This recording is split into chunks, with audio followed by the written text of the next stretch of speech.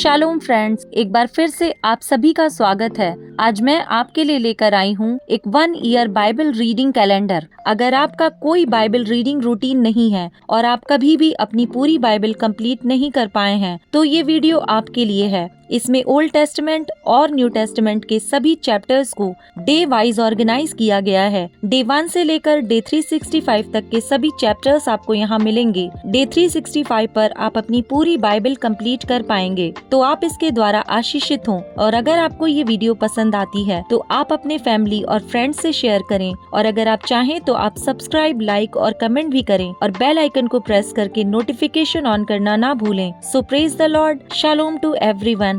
Let's get started. Day 116, chapter number 15, अबशालोम द्वारा विद्रोह की योजना। इसके बाद अबशालोम ने रथ और घोड़े और अपने आगे आगे दौड़ने वाले 50 मनुष्य रख लिए।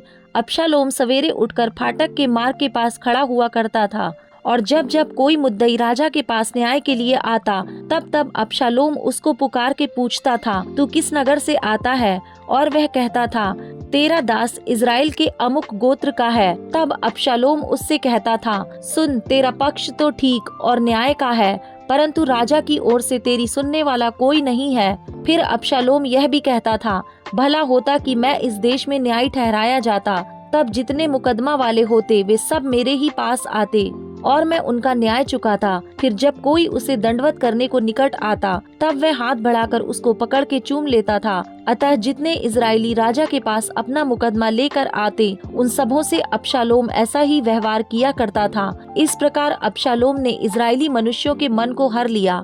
4 वर्ष के बीतने पर अबशालोम ने राजा से कहा, मुझे हेब्रोन जाकर अपनी उस मन्नत को पूरी करने दे जो मैंने यहोवा की मानी है। तेरा दास जब अराम के गशूर में रहता था, तब यह कहकर यहोवा की मन्नत मानी कि यदि यहोवा मुझे सचमुच यरूशलेम को लौटा ले जाए, तो मैं यहोवा की उपासना करूंगा। राजा ने उससे कहा, कुशल क्षेम से जा।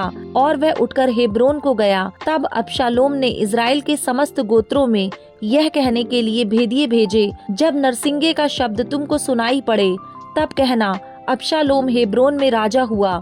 अबशालोम के संग 200 निमंत्रित यरूशलेम से गए। वे सीधे मन से उसका भेद बिना जाने गए।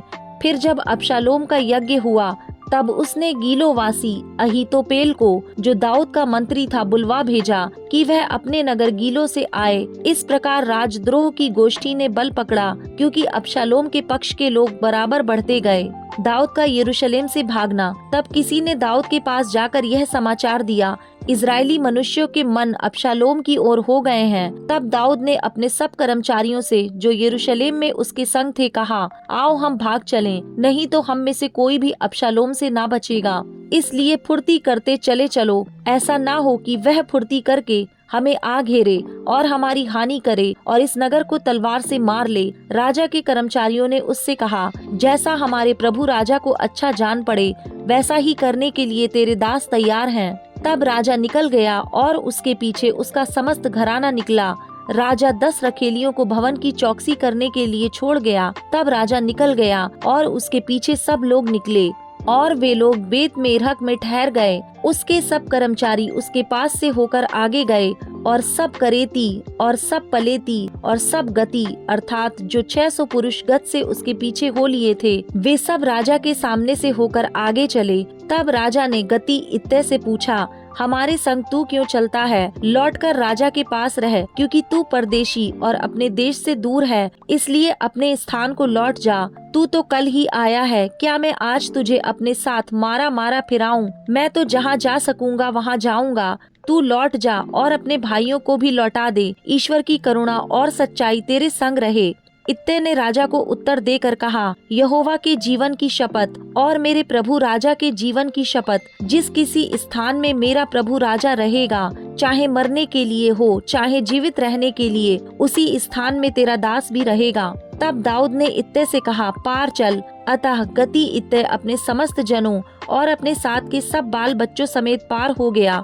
सब रहने वाले चिल्ला चिल्ला कर रोए और सब लोग पार हुए, और राजा भी किद्रोन नामक नाले के पार हुआ।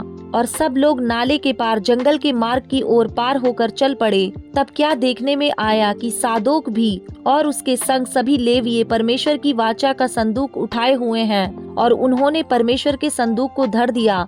तब एब्यातार चढ़ा और जब तक सब लोग नगर से ना निकले तब तक वहीं रहा। तब राजा ने सादोक से कहा, परमेश्वर के संदूक को नगर में लौटा ले जा। यदि यहोवा के अनुग्रह की दृष्टि मुझ पर हो तो वह मुझे लौटाकर उसको और अपने वास स्थान को भी दिखाएगा, परंतु यदि वह मुझसे ऐसा कहे, मैं तुझसे प्रसन्न नहीं, तो अभी मैं हाजिर हूँ। जैसा उसको भाए वैसा ही वह मेरे साथ बर्ताव करे। फिर राजा ने सादोक याजक से कहा, क्या तू दर्शी नहीं है? इसलिए कुशल क्षेम से नगर में लौट जा और तेरा पुत्र अहीमास और एब्यातार का पुत्र योनातान दोनों तुम्हारे संग लौटें। सुनो, मैं जंगल के घाट के पास तब तक ठहरा रहूंगा जब तक तुम लोगों से मुझे हाल का समाचार न मिले। तब सादोक और एब्यातार ने परमेश्वर के संदूक को यरूशलेम में लौटा दिया और आप वहीं रहे। तब दाऊद जैतून के पहाड़ की चढ़ाई पर सिर ढाके नंगे पांव रोता हुआ चढ़ने लगा और जितने लोग उसके संग थे वे भी सिर ढाके रोते हुए चढ़ गए। तब दाऊद को यह समाचार मिला, अबशालोम के संगी राजद्रोहियों के साथ अहीतोपेल है। दाऊद ने कहा, हे यहोवा, अहीतोपेल की सम्मति को मूर्खता बना दे। जब दाऊद चोटी तक पहुंचा जहां परमेश्वर की आराधना की जाती थी, तब अरेकी हूशै अंगरखा फाड़े सिर पर मिट्टी डाले हुए उससे मिलने को आया। दाऊद ने उससे कहा, यदि तू मेरे संग आगे जाए तब तो मेरे लिए भार ठहरेगा, परंतु यदि तू नगर को लौटकर अबशालोम से कहने लगे, हे राजा, मैं तेरा कर्मचारी हूँगा, जैसा मैं बहुत दिन तेरे पिता का कर्मचारी रहा वैसे ही अब तेरा रहूंगा, तो तू मेरे हित के लिए अहीतोपेल की सम्मति को निष्फल कर सकेगा।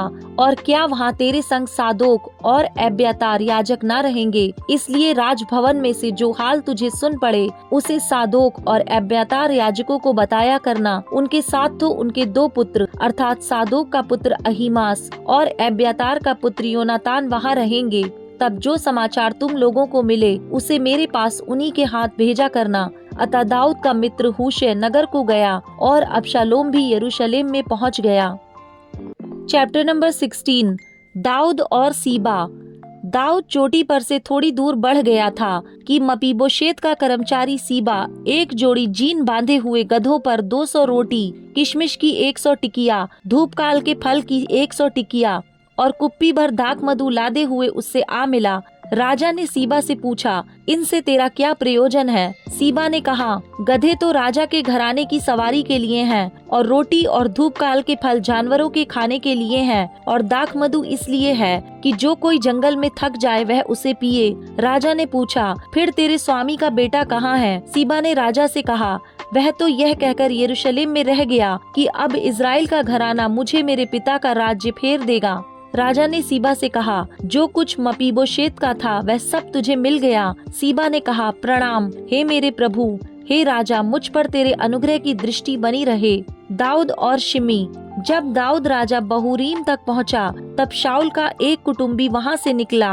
वह गेरा का पुत्र शिमी था और वह कोसता हुआ चला आया। वह दाऊद पर और दाऊद के राजा के सब कर्मचारियों पर पत्थर फेंकने लगा और शूरवीरों समेत सब लोग उसकी दाहिनी बाईं दोनों ओर थे। शिमी कोसता हुआ यूं बकता गया, दूर हो खूनी, दूर हो ओछे, निकल जा, निकल जा। यहोवा ने तुझसे शाऊल के घराने के खून का पूरा बदला लिया है, जिसके स्थान पर तू राजा बना है। यहोवा ने राज्य को तेरे पुत्र अबशालोम के हाथ कर दिया है और इसलिए कि तू खूनी है, तू अपनी बुराई में आप फंस गया। तब सरूयाह के पुत्र अबीशै ने राजा से कहा, यह मरा हुआ कुत्ता मेरे प्रभु राजा को क्यों शाप देने पाए? मुझे उधर जाकर उसका सिर काटने दे। राजा ने कहा, सरूयाह के बेटों, मुझे तुमसे क्या काम? वह जो कोसता है और यहोवा ने जो उससे कहा है कि दाऊद को शाप दे, तो उससे कौन पूछ सकता है कि तूने ऐसा क्यों किया? फिर दाऊद ने अबीशै और अपने सब कर्मचारियों से कहा, जब मेरा निज पुत्र भी मेरे प्राण का खोजी है, तो यह बिन्यामीनी अब ऐसा क्यों न करे? उसको रहने दो और शाप देने दो, क्योंकि यहोवा ने उससे कहा है, कदाचित यहोवा इस उपद्रव पर जो मुझ पर हो रहा है दृष्टि करके आज के शाप के बदले मुझे भला बदला दे। तब दाऊद अपने जनों समेत अपने मार्ग पर चला गया और शिमी उसके सामने के पहाड़ के किनारे से शाप देता और उस पर पत्थर और धूल फेंकता हुआ चला गया। राजा अपने संग के सब लोगों समेत अपने ठिकाने पर थका हुआ पहुंचा और वहां विश्राम किया। यरूशलेम में अबशालोम का प्रवेश। अबशालोम सब इजरायली लोगों समेत यरूशलेम को आया और उसके संग अहीतोपेल भी आया। जब दाऊद का मित्र एरेकी हूशै अबशालोम के पास पहुंचा, तब हूशै ने अबशालोम से कहा, राजा चिरंजीव रहे, राजा चिरंजीव रहे। अबशालोम ने उससे कहा, क्या यह तेरी प्रीति है जो तू अपने मित्र से रखता है? तू अपने मित्र के संग क्यों नहीं गया? हूशै ने अबशालोम से कहा, ऐसा नहीं, जिसको यहोवा और वे लोग, क्या वरन सब इजरायली लोग चाहें, उसी का मैं हूँ और उसी के संग मैं रहूंगा। फिर मैं किसकी सेवा करूं? क्या उसके पुत्र के सामने रहकर सेवा ना करूं? जैसा मैं तेरे पिता के सामने रहकर सेवा करता था, वैसा ही तेरे सामने रहकर सेवा करूंगा। तब अबशालोम ने अहीतोपेल से कहा, तुम अपनी सम्मति दो कि क्या करना चाहिए। अहीतोपेल ने अबशालोम से कहा, जिन रखीलियों को तेरा पिता भवन की चौकसी करने के लिए छोड़ गया, उनके पास तू जा, और जब सब इजरायली यह सुनेंगे कि अबशालोम का पिता उससे घिन करता है, तब तेरे सब संगी हियाव बांधेंगे। अतः उसके लिए भवन की छत के ऊपर एक तंबू खड़ा किया गया और अबशालोम समस्त इजराइल के देखते अपने पिता की रखेलियों के पास गया। उन दिनों जो सम्मति अहीतोपेल देता था, वह ऐसी होती थी कि मानो कोई परमेश्वर का वचन पूछ लेता हो। अहीतोपेल चाहे दाऊद को चाहे अबशालोम को जो जो सम्मति देता, वह ऐसी ही होती थी। Luke chapter number 20 verse number 27 to 47। पुनरुत्थान और विवाह।